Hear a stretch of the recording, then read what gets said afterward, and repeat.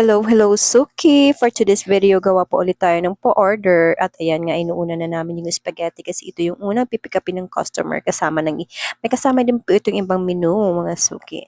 At ayan na nga po, luto na yung pasta at yung spaghetti sauce natin. O di ba ang bilis ng transition.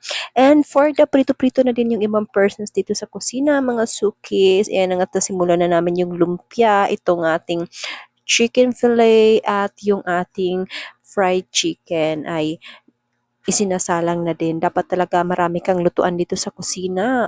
Kasi pag isa lang yung lutuan mo, ay good luck na lang talaga kung baka next month ka pa matapos. At yan na nga for the packing ng mga persons para ma-deliver na natin ang ating mga nalutong pagkain. At yan na nga ay for the go na, for the delivery na ang mga foods at tinawagan ko na yung driver na magdi-deliver nito.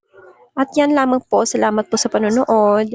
Sa mga gusto din pong umorder, PM lang po sa amin. Bye-bye!